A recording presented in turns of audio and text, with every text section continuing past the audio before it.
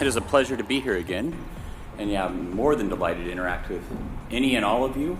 I've actually had several emails already on just little topics and discussions and have a lot to reply to still. So, I'm trying not to be redundant since I'm presenting 3 different times and just provide some different perspectives and different angles into the topic of GRC. So if you look at yesterday morning, we talked really about convergence of different roles for GRC. And so it's much more about some of the organizational roles, responsibility, processes, and how they should be coming together. Yesterday we talked about GRC 3.0, what I call GRC by design, and the ability to use technology and more of an architectural model for like strategy, process, information technology to help achieve GRC.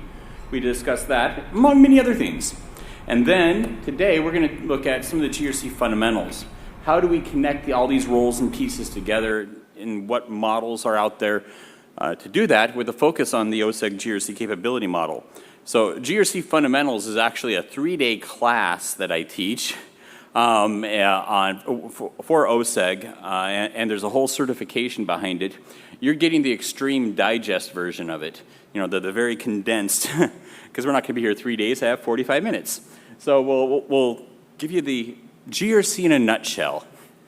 So we talked about this yesterday just to set the stage. I think yesterday morning I painted, how complex organizations are and some of our struggles. So I'm not going to put a lot of time into focusing on that today. But just in summary, organizations are struggling to get a clear view of governance, risk, and compliance dependencies and relationships. We spent a lot of time yesterday talking about the complexity of all the changing risk environment, regulatory environment, and business environment.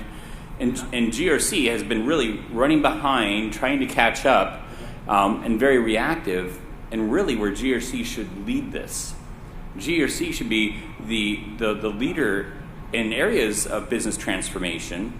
Now, obviously, GRC is not all about business transformation itself, because there's the strategy and objectives, and there's pieces outside the scope of GRC, but keeping the organization on track. Because when we talk about business transformation, in that, we can use the analogy we had yesterday of the fastest cars have good brakes and steering. And so with business transformation and all the change that's happening, we can either just neglect GRC and just throw it into a corner, or we can use it to make sure that we can be a high-performing organization that stays on the road, that we don't just have a good engine, we've got good handling, and therefore we can outmaneuver our competitors because we've got not only speed, but we have good handling, and that's important. And so there's the organizations are struggling because currently, because of all the change, impact, transformation on the business, we really fail to see these interrelationships because we don't have a strong information technology architecture or even shared processes. We talked about that yesterday afternoon. But there's a high cost of consolidating information. I mentioned the financial services firm, which I've heard several say that really describes us as well. But where 80% of their GRC resources for risk and compliance and audit were document reconcilers, because they're dealing with thousands of documents each assessment reporting period, that would come in and trying to compile all these things into a report, and their staff was strained. Where there's difficulty maintaining accurate information, failure to trend across different assessment reporting periods and to see how we're progressing. Are we improving? Are things happening in the environment that we should be aware of and being caught off guard? There's an inability to provide risk intelligence to support business planning and strategy. And that's important. We need to be intelligent about risk. In order to thrive on risk, as MetricStream challenges us all to do, we want to thrive on risk, we need to be intelligent about risk. What risks are out there? Which ones really are the most concerning to me in the context of my strategy, performance, and objectives of the organization? We also have the inability to really correlate and compare and integrate and aggregate. I mentioned that not all GRC solutions are created equal, and that even some that you will find in the leaders quadrant of the major analyst firms, they're really built and designed to be a department level program. And when you start implementing them and rolling out across departments, you find out that, wow, there's not proper normalization and aggregation of risk and things. And to do it, it requires a lot of workarounds, customizations, configuration, and 2 years later, after way over budget and time, things might be sort of working. And it's important to find the right GRC technology solutions that enable the organization to aggregate normalized risk across departments, to allow you to have a department view, but also an enterprise view that makes sense and not force everybody to really the lowest common denominator into one mold of looking at risk. And then there's really a lack of agility to respond timely to all the changes that we're talking about in the environment. So we have this current state of Dante's Inferno, which is where a lot of organizations are struggling today on the left, where we have this fractured mess of disconnected systems and processes and technologies are scattered all over, where there's thousands of emails and documents. There's a high amount of redundancy, lots of redundancy in the organization, as well as areas we're just completely missing any type of oversight in monitoring of risk and compliance. We want to move to a more architected state on the right, this nirvana where we have a GRC team that's working together. And if you remember yesterday, we're not talking about consolidation, we're talking about integration and collaboration. How do we get these different roles working together? Now, you could take a team, we'll take European football, or no, well, it's not even really, I can't even say European because it's worldwide. I mean, here in the Middle East, you guys love what we call soccer in the States, right? Football. I mean, you have somebody that's the captain or the lead of the team, right? In the States, American football, which I'm a Green Bay Packer fan, I live close to the Green Bay Packers. We have the quarterback, which, completely different sport, I know that, but we just get our terms mixed up.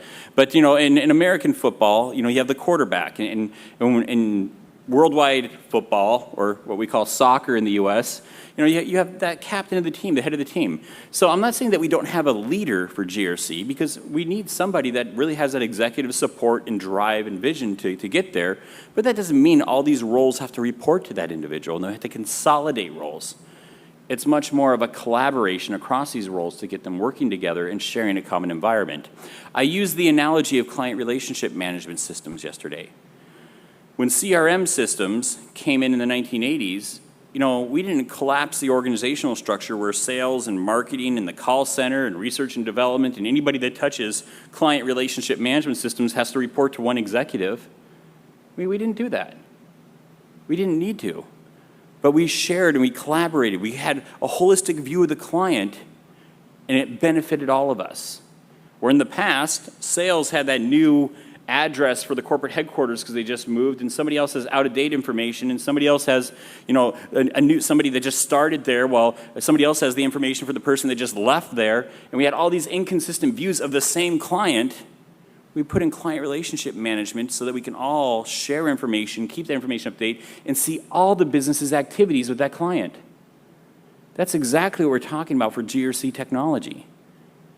That we want to be able to share information where it makes sense and collaborate. We're not trying to consolidate roles, but to keep these roles, where they're at. There might be times where we need to consolidate roles if it makes sense, but in general, we're not talking consolidation of roles, but having a common information, technology, and process environment to share and drive efficiency, effectiveness, and agility. Those are the three things I call the GRC value proposition.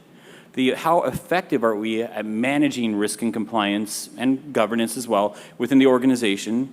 How efficient are we in our use of human and financial capital resources? And how agile as well as responsive are we to the changing business environment? Agile being more the positive side, that as change happens, GRC is right there to make sure that the organization is protected and that we're monitoring risk and compliance in the context of change. Responsive is sort of more the negative piece of it, that when bad things happen, we're quick to react and fix it before it gets out of control. Those are the three angles of GRC value. And actually I have a research paper coming out on that, and a webinar, and some case studies, and a lot of things I'm working on right now on the GRC value proposition. So GRC, putting the pieces together.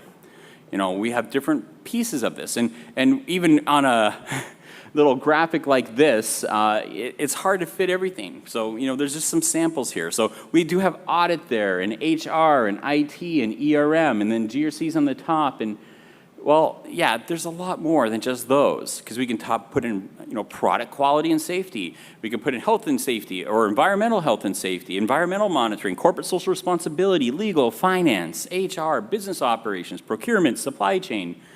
There's a lot of elements to this. So I often just use generically risk and compliance because it's just sort of an umbrella that covers all those areas. Even though we might have a central risk department or a central compliance department, both these functions are very fragmented because there's a lot of parts of the organization that deal with compliance issues and risk issues.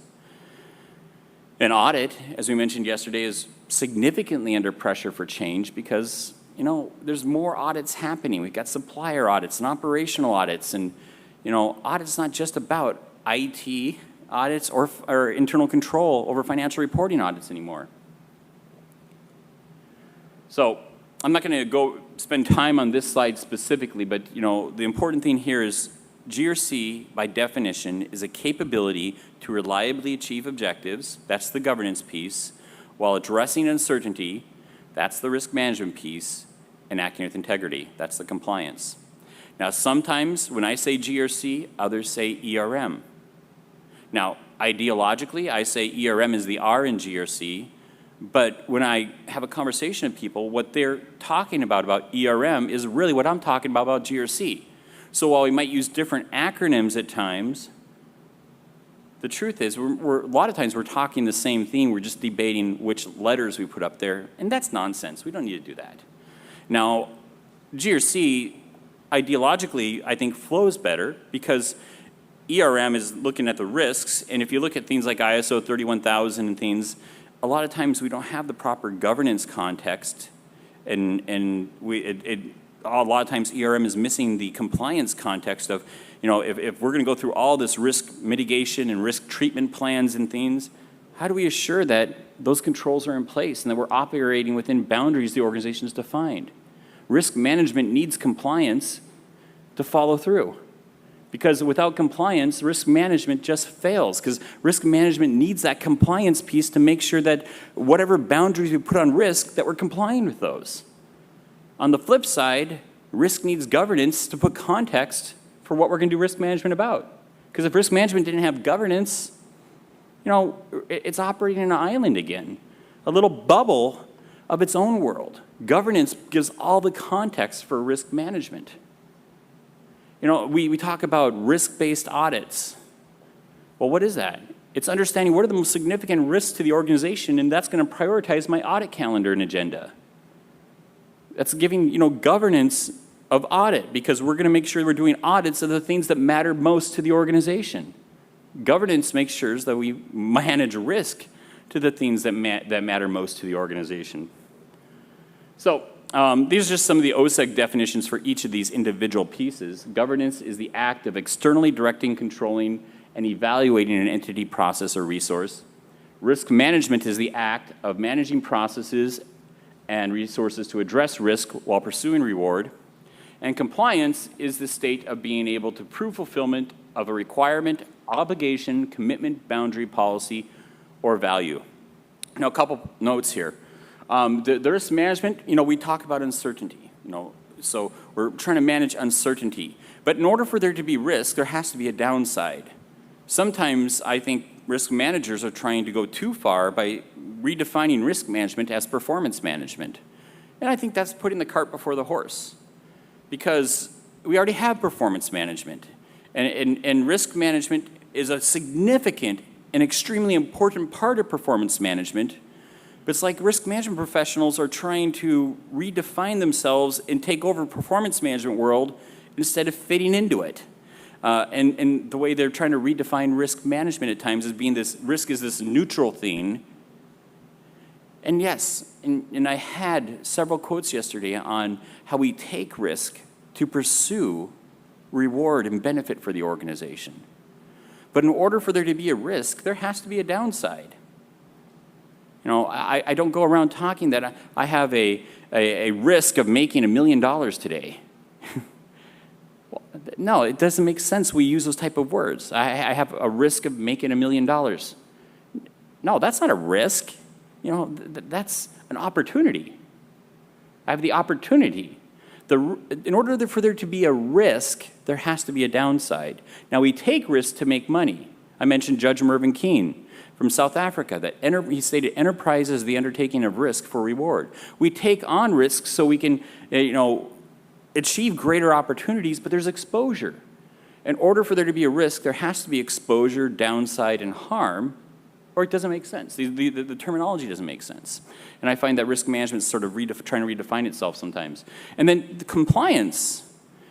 While risk management sometimes tries to make itself too broad, and it needs to have proper context, I find that compliance, gets put too much in a little bubble, and that compliance is about regulatory compliance.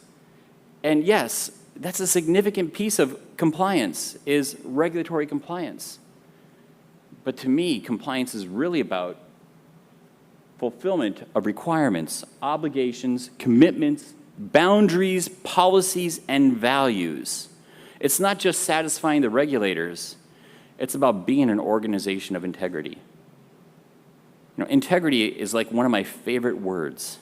I changed my business name last time. It used to be called Corporate Integrity, but it just didn't fit the analyst world as much in a technical name, so I changed it to GRC 2020. But if you read what I write, so often I use this word integrity, because that is exactly what we're trying to achieve through GRC, integrity in the business.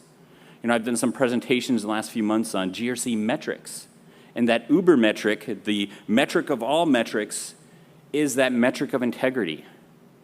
What I state the organization does, am I doing it? It's that simple. Do what I state my risk boundaries are they being followed? Am I violating my boundaries I've set on risk tolerance and appetite?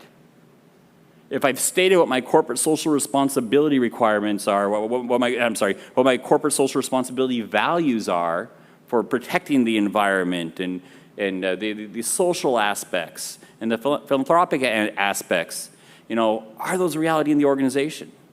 My code of conduct on behavior and values and respecting human rights and fair dealing and things like that, is that reality in the organization?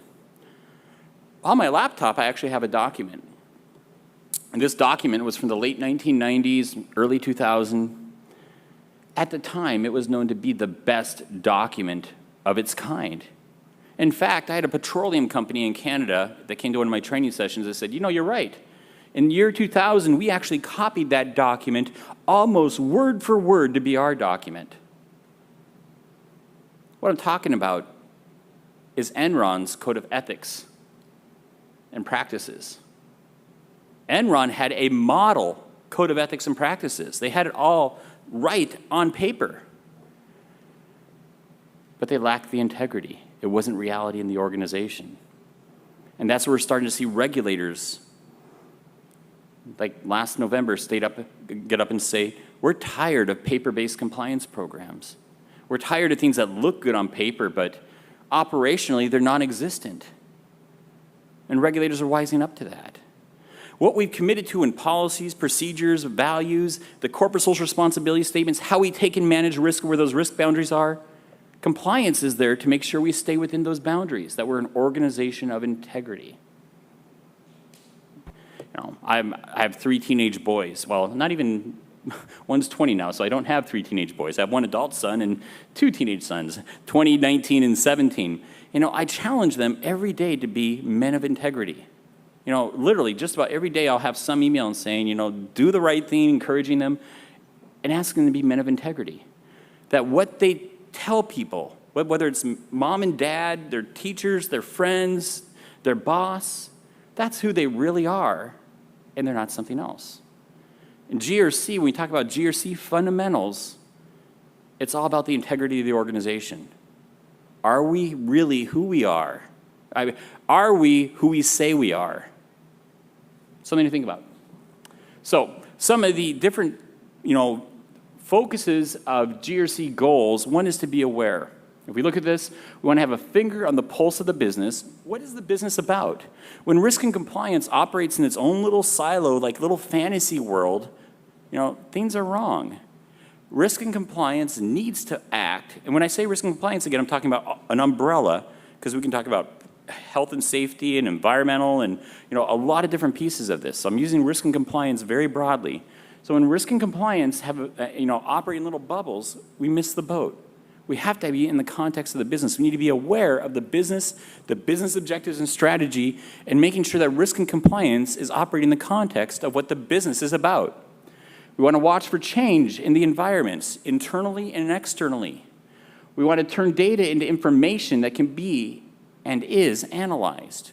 We got lots of information in silos out there, from product quality and safety and health and safety and business strategy and financial performance to different risk compliance audit. When it's all disconnected, it's just a lot of data. When we bring data together, it becomes information and knowledge.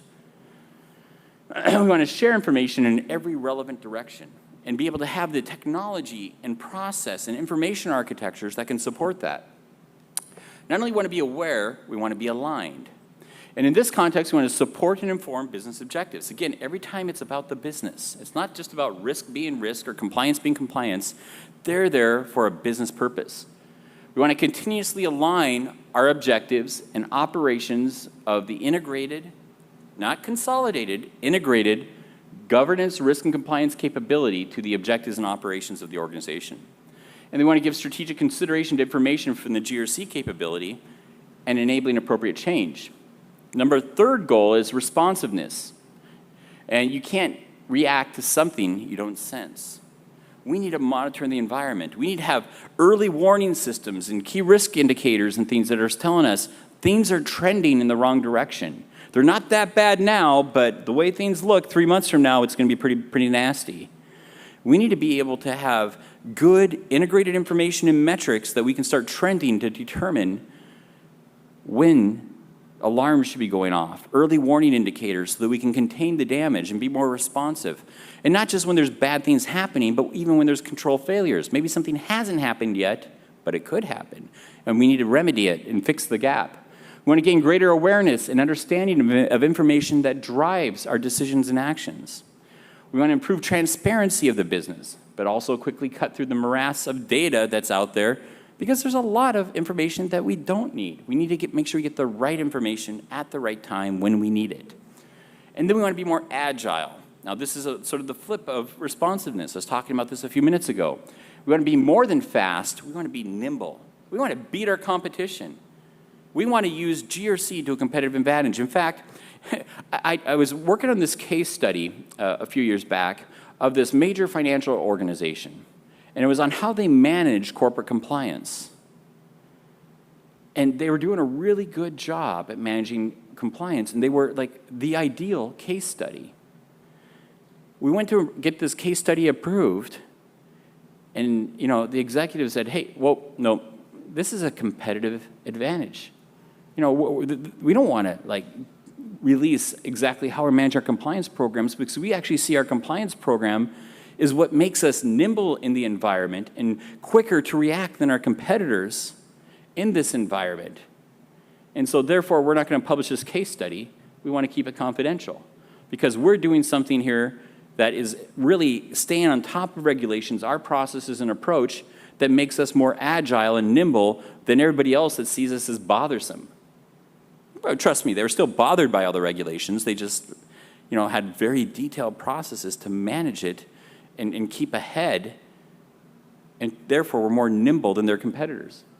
We want to be fast. Being fast, isn't helpful if you're headed in the wrong direction.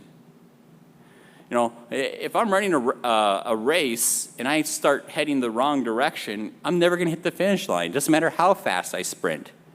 It's not about just being fast. It's about, knowing where our target is.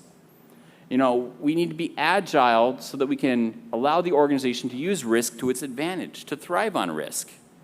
You really have two options. You can be buried by risk, or you can thrive on risk. What are you going to do? And then we want to be resilient. Resilient we want to be able to bounce back quickly. Yes, bad things happen, but we're resilient because we're quick to notice it, react, and recover. We have processes in place. We've thought through scenarios and have done scenario analysis. And when there are issues, we have an action plan and we're not scrambling and pointing fingers. We want to be lean. We want to build muscle, but trim the fat. We want to make sure that the organization in GRC, is operating efficiently and effectively in the organization. So we want to be more effective at meeting our requirements and managing risk in the context of business. We want to be more lean and efficient in our use of human and financial capital resources. And we want to be more agile to the business. We want to enable a nimble and quick business that's always set in the context, that it knows what the race is before it and what the prize is, and it's constantly moving forward on the race and not in the wrong direction. So to enable this, we have the OSEG GRC capability model. Now, there's lots of different frameworks and models out there. We can talk about COSO ERM, COSO internal control, COCO, Cadbury, Turnbull, Keen 1, 2, 3 reports, ISO 31000, Australia, New Zealand 4360. We can keep going on and on about all sorts of different governance standards, risk management standards, compliance frameworks and standards, and they're all very important. And I'm not saying we scrap any of them. There's some that I think are better than others. Some of them I think are very poorly written and they have some good concepts, but they're just too complex the way they wrote them. Others, are very detailed and gives a lot of structure, but in that detail, they're not very adaptable or flexible. Others, give us a very light framework and can be used for a lot of different purposes, but they don't have a lot of depth and we got to fill it out. But the GRC capability model is the only one that sort of gives an umbrella that is the glue that brings them all together. So the GRC capability model is not there to replace ISO 31000 for risk management, not at all. In fact, I have another slide, not in this deck, but that maps ISO 31000 to the OSEG GRC capability model. Because the goal isn't to replace these frameworks, but there's, hey, what's the commonality between these frameworks? And where ISO might fit in little pieces here, it doesn't cover, ISO 31000 that is, doesn't cover the whole thing. There's things in ISO 31000, there are things in the GRC capability model that are not in ISO 31000. But all the core pieces of ISO 31000 you can find mapped in the OSEG GRC capability model. And the whole point here is that when we developed the GRC capability model, and there's about 100 people that have had input in the core team to the GRC capability model, we actually looked at, scores and scores of different documents, over 100 different sources of guidance out there, from laws and what the regulators look at to different control frameworks and risk standards and compliance standards, and said, what's the commonality between them? And that's what we built the GRC capability model from. And it wasn't to replace them, but really to show how they integrate with each other and can be used together. And it has these 8 components of context, organize, assess, proact, detect, respond, and measure. And context surrounds everything, and at the heart of everything is interact. And guess what interact is? It's your information and technology architecture that supports all that. And we'll talk about each of these components in the next few minutes. But our outcomes that we're trying to achieve is we want to achieve business objectives. It's all about context. If risk and compliance is operating in its own little world, it doesn't work. It's all about achieving business objectives and managing risk and compliance and the achievement of those objectives. Enhancing our organizational culture. You have a culture of GRC. In fact, you have lots of cultures. You have ethical culture, you have workforce cultures, you have governance cultures, you have risk cultures in your organization. In fact, you don't have one culture. For a lot of us, our large organizations, you might have multiple cultures in different parts of the world sometimes. And even in the workforce, sales might have sort of its own style and culture, which might be very different from accounting. But culture is important. It surrounds everything there, and there's lots of factors into culture. But the ultimate, again, metric for culture is that metric of integrity. Is our culture one of integrity? And so we want to enhance the organizational culture, increase stakeholder confidence, prepare and protect the organization while really keeping adversity away from the organization, and motivate and inspire desired conduct.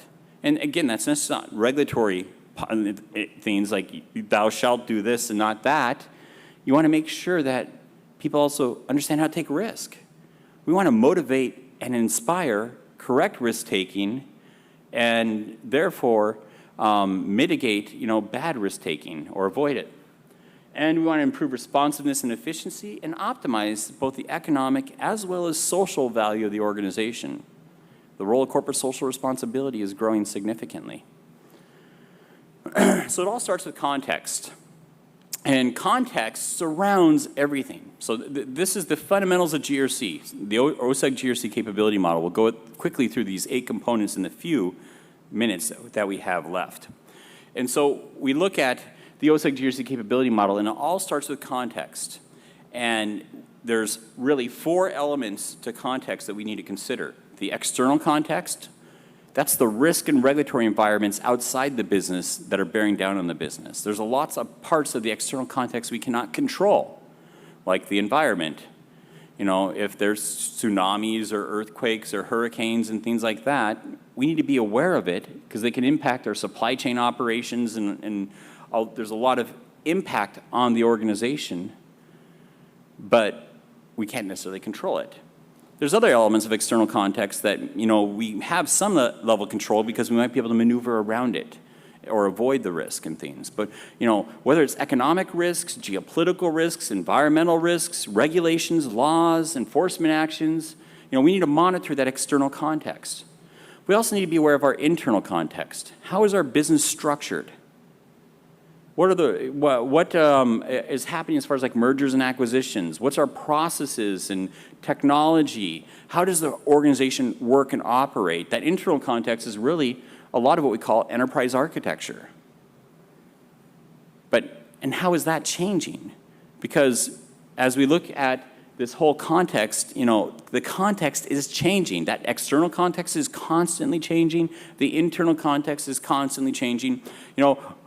This has been a great conference. I don't mean to scare anybody and have you run home or anything like that, but we're here 2 days. Your business didn't stop while you're here. The world isn't on pause. And in these 2 days, the business environment's changing, the economic environment's changing, laws and regulations are changing. There's employees that have come into your organization and maybe they're not trained properly or aware of how to take risk or manage risk properly. Others have left. There's new business relationships and suppliers.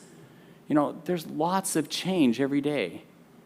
And the world just doesn't pause for us to go to a conference for 2 days. Are we on top of all this change? Do we have processes in place to monitor and manage change that we're managing risk in the context of change? So monitoring internal context, external context, but we also have culture. What is the culture of the organization? I already mentioned several dimensions of culture. Our ethical culture. Do people know what right and wrong is? It's unfortunate, but the truth is different people have very significantly different value systems. Now we can talk about, postmodernism and all this stuff, but you give to it, and this is where I say this is a problem and challenge for the organization because we have to operate in an environment where we have to be able to manage different frameworks and value systems that people have. And where I'm saying this is a challenge is specifically that some employees might come into an environment and they have a rules-based ethical system. And so what I mean by that is when they're trying to make business decisions, they'll want to find out what are the rules. And so let me read the policy. Oh, the policy says I do not do that, therefore I will not do that. The regulator, oh, that's breaking the law. I'm not going to stay away from that. There are some people we hire that have a rules-based ethical system. That's good. We want that, right? That's the positive side. Other people we hire might have a utilitarian-based ethical system. What's the greatest thing for me?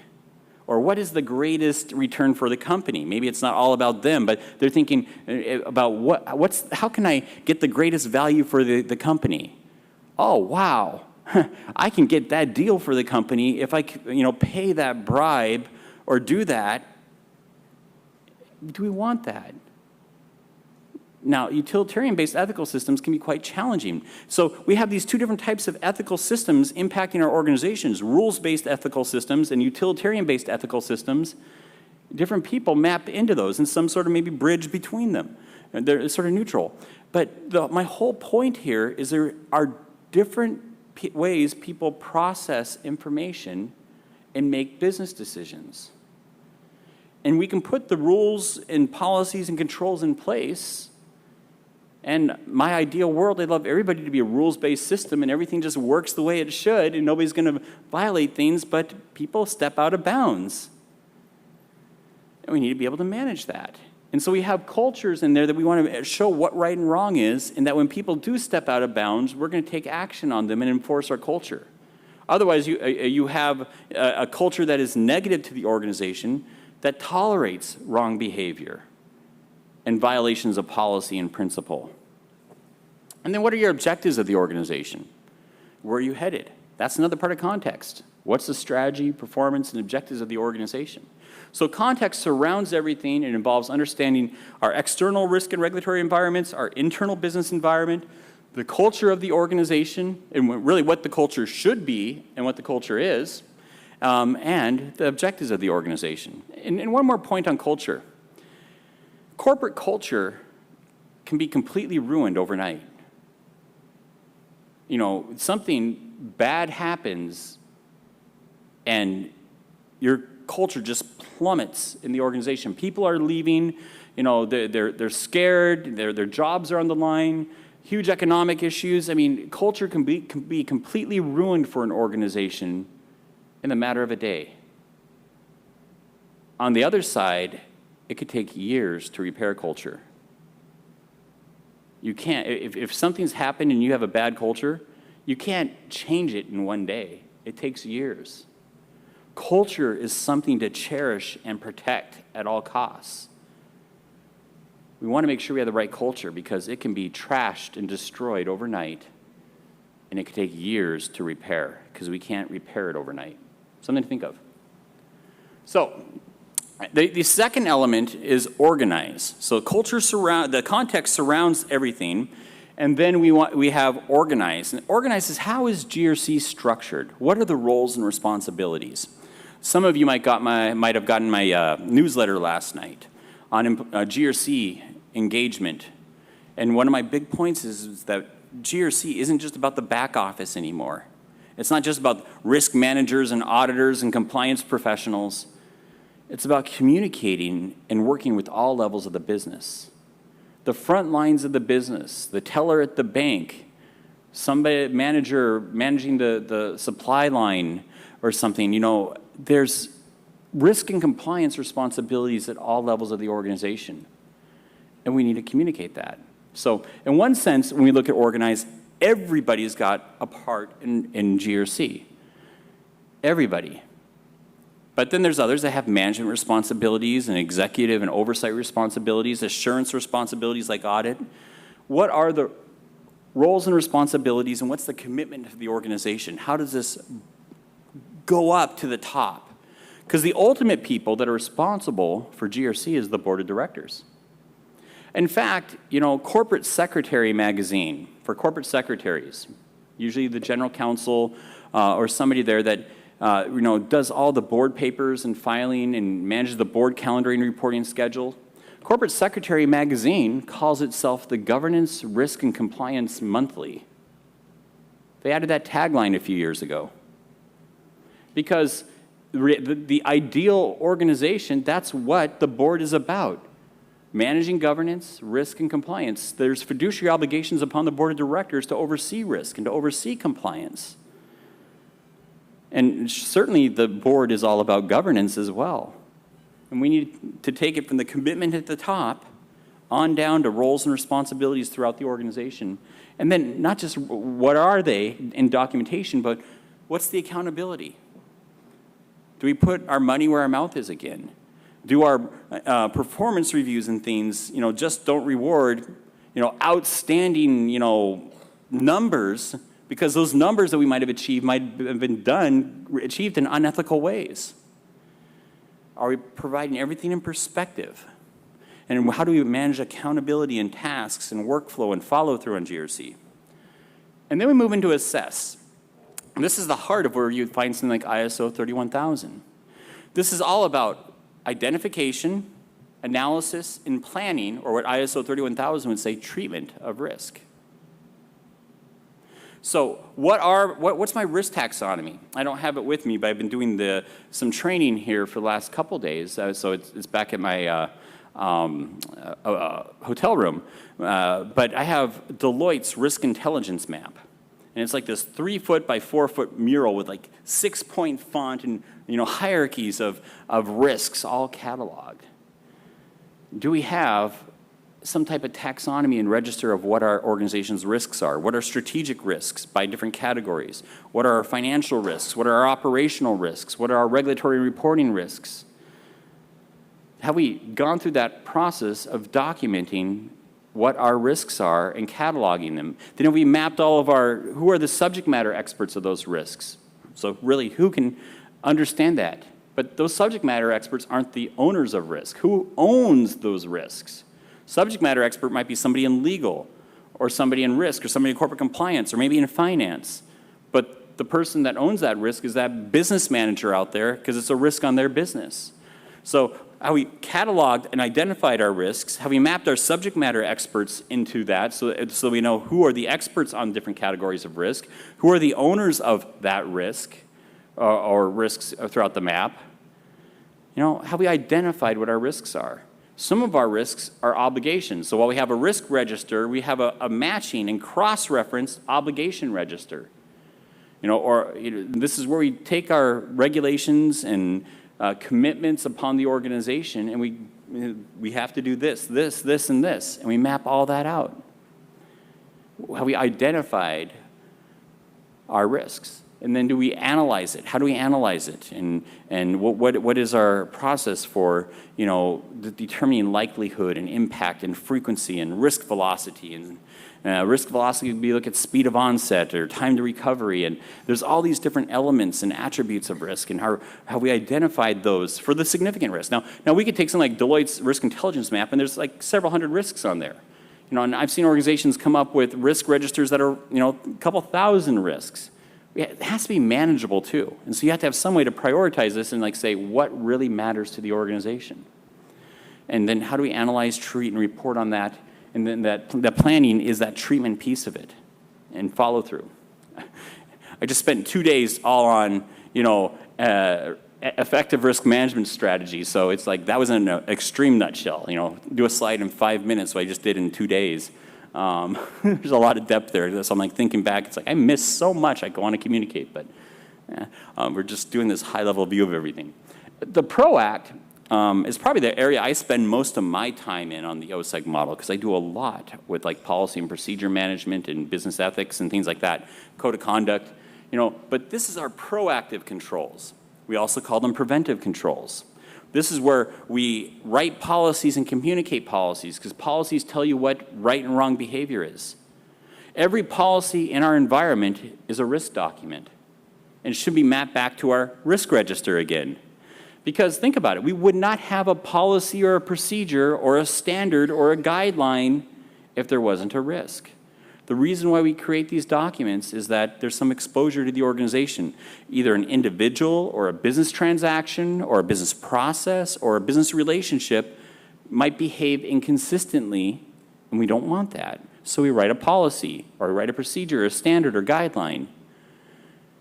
And these are risk documents because they're used to control risk. We have credit risk policies to determine, who we extend credit to. We have password policies to protect, our IT environment and systems.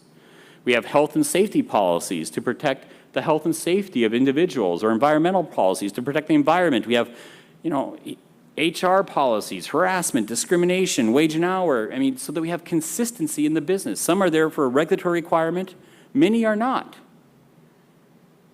So we have preventive controls of policies and training, and we have controls that might be more automated controls that look at transactions that says, wow, this person that paid an invoice is also the same person that entered an invoice.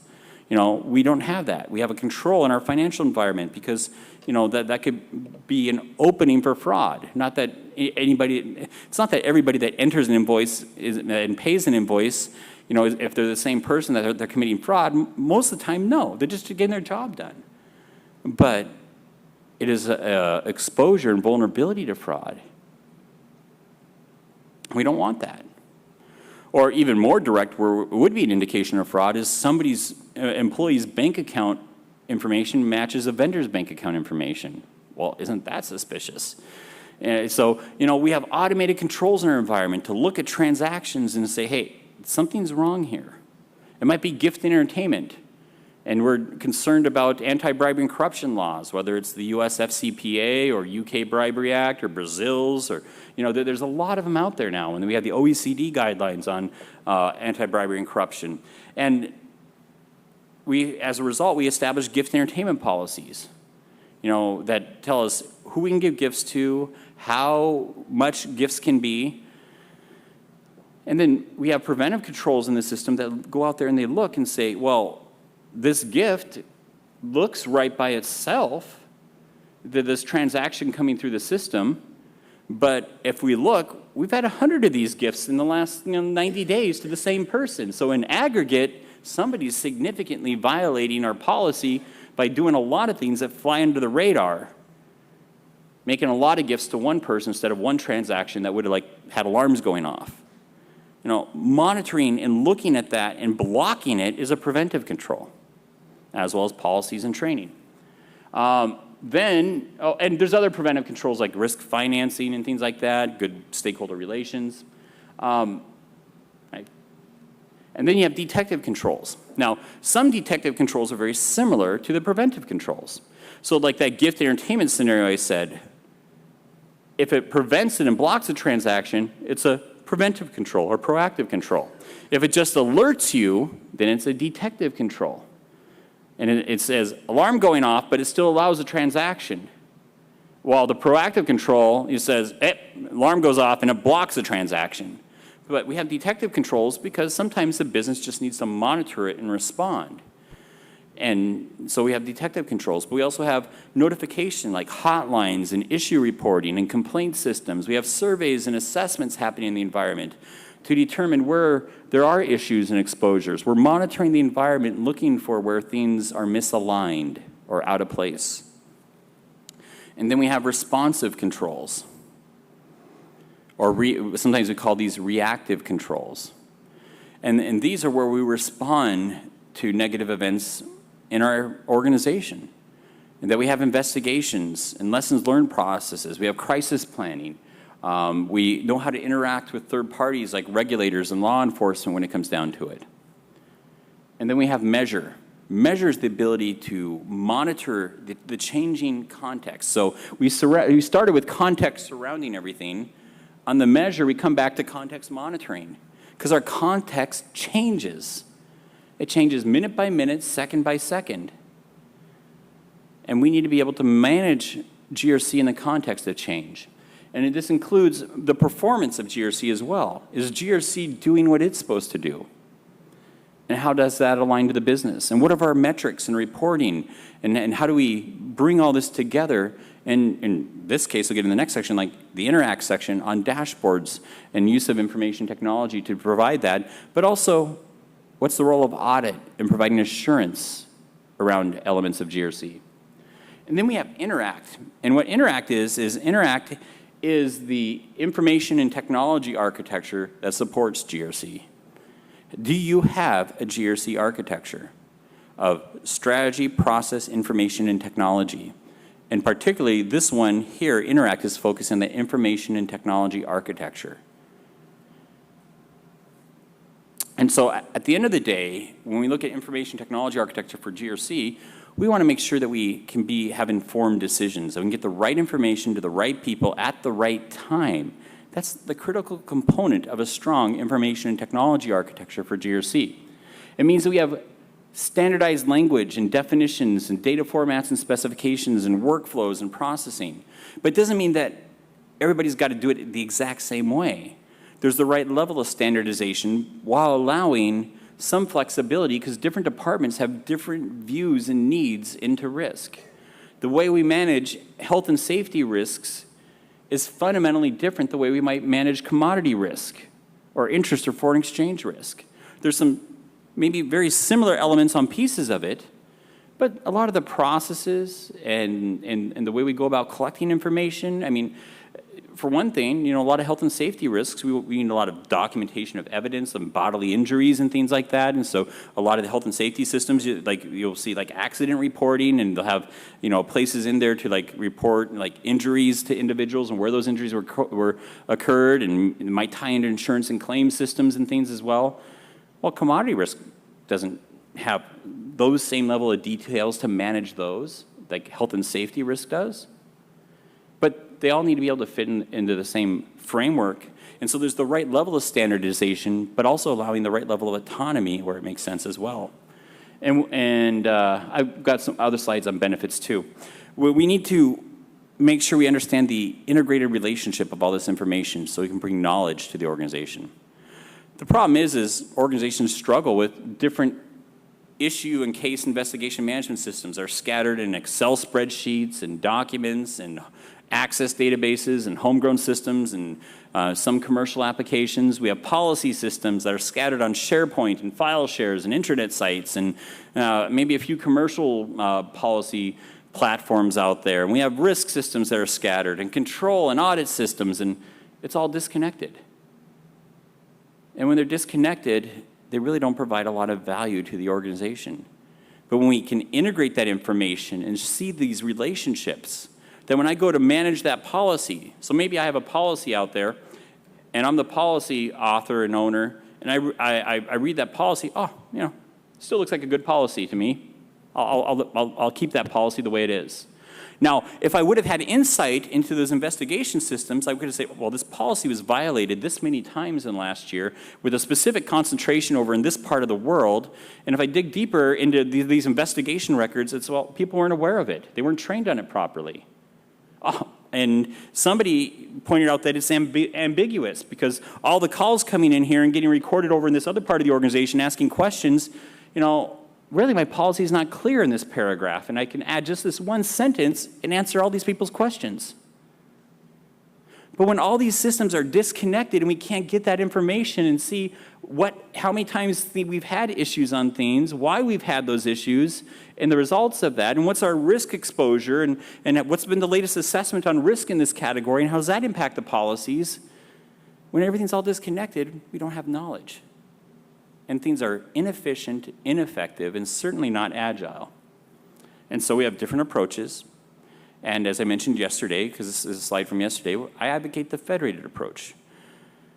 Where we can have a captain to the team, but that isn't necessarily that we're going to consolidate these roles to report to that captain. No, that's just more of the champion, the team leader. We need to get these different parts of the organization working together collaboratively in the Center for Excellence, find out where we can share information and resources, and look at how do we build an information and technology architecture that supports all that. And so that means that we have this integrated view of both the business and the GRC data. This is what I love about this slide. You look at this slide, we have all the roles in the organization coming around the table, and what they're looking at up there in those two charts, if you can read them, one says corporate information, one says GRC information. They're looking at that in context together because GRC operates in the context of the environment of the business. And we need to make sure that we're managing GRC that way. So often, so disconnected, though, in reality. So here's a quick summary of a GRC charter. I've worked on many projects to develop these documents for organizations and similar documents. I helped one major Fortune 100 company on their enterprise risk management policy, specifically on risk management. And that falls from here. But if you're going to develop a GRC charter for the organization, some of the things you want to consider are, the charter itself, who's authorizing this? Is this an executive mandate, or how is this being sponsored in the environment? What's our mission and vision statement? What are we there to achieve? And you could I would suggest starting off with the GRC definition, that GRC is a capability to reliably achieve business objectives while addressing uncertainty and acting with integrity. And you can expand that out and build it out to fit your organization. But what's our mission and vision? What are our outcomes and maturity milestones? What's our project plan? How are we going to get there?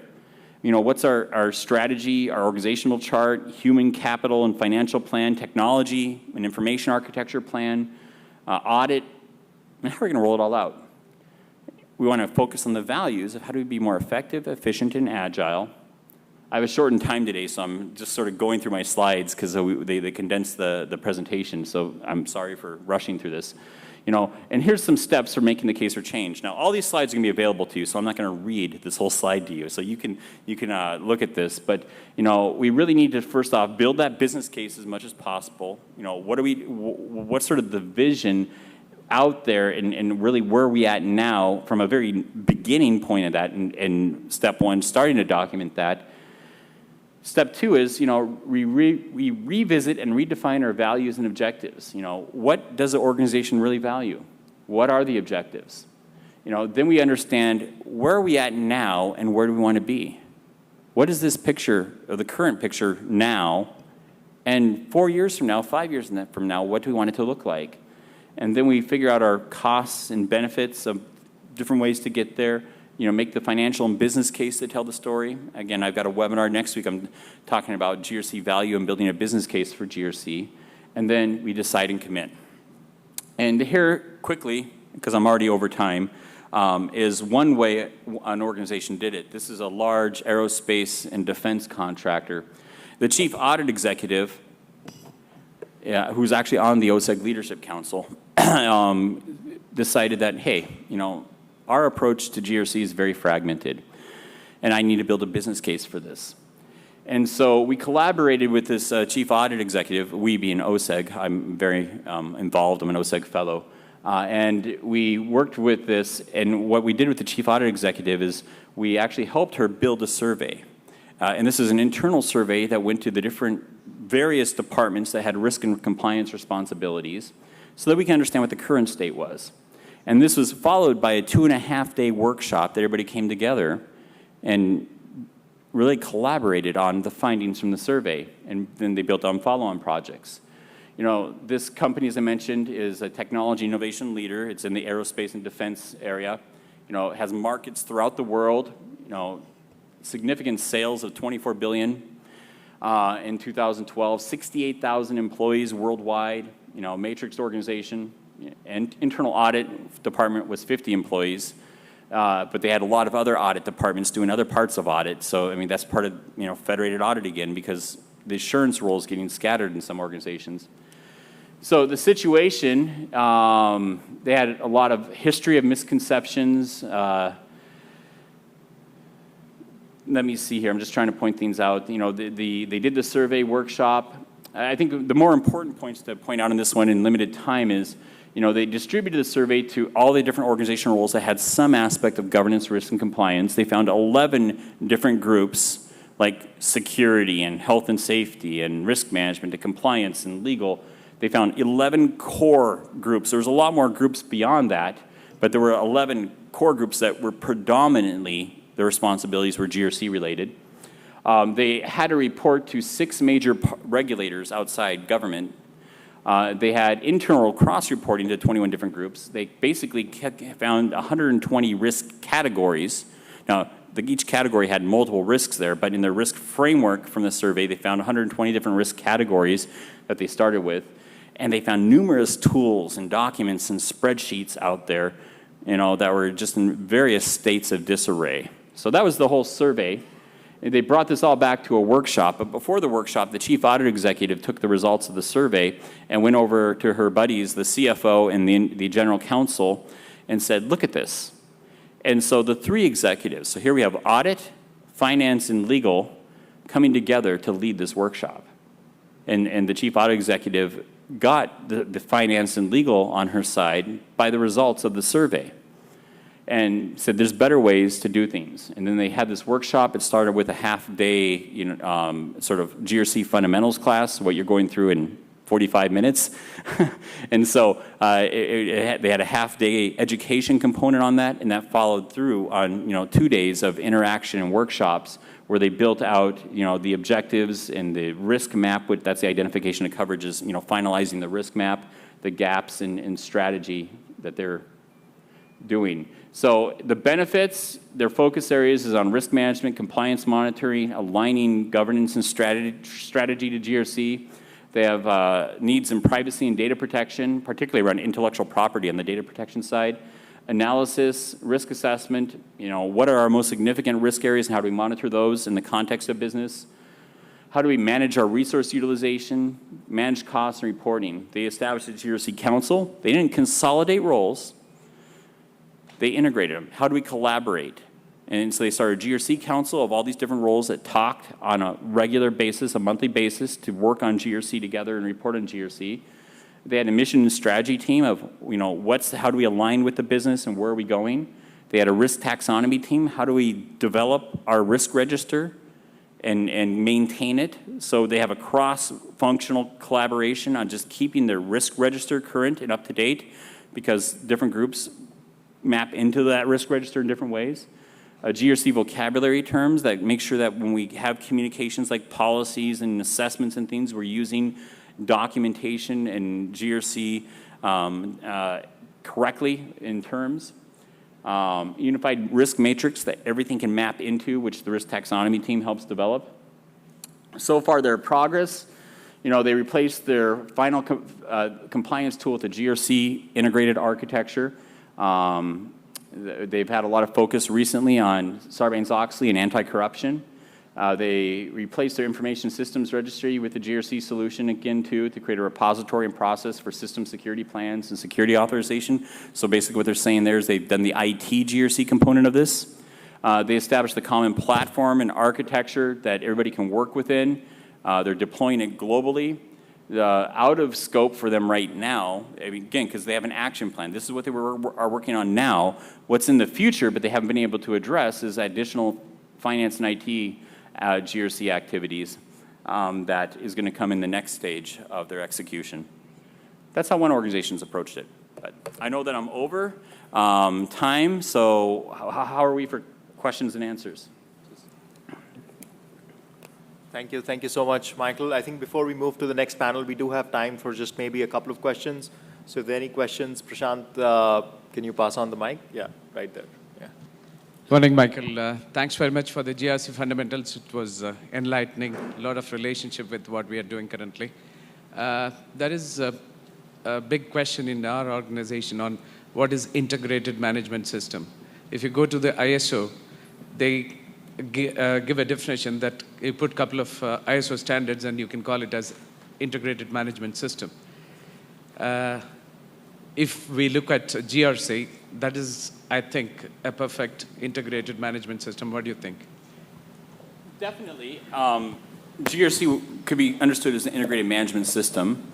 There's a lot of different architectural models, so I don't think we can say that a GRC integrated management system is just this one approach, because there could be a variety of ways to approach that.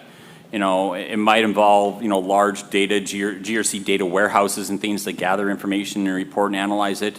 Or it might have more distributed analytics that, process information at different parts of the organization and feed that back into a master system for reporting and analytics. So how we integrate and manage the information, there's different models and approaches to it.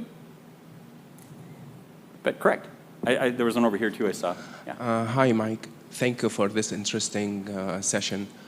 I'm sure you get this question all the time, how GRC model would have prevented Imran's fraud, assuming or provided that Imran had very strong governors, the best external auditor, very strong internal audit team with the risk-based assessment, with the compliance code of conduct. So they had all these components, yet they had this fraud. I'm sorry, can you repeat the question once more? I'm asking how GRC model would have prevented Imran's fraud.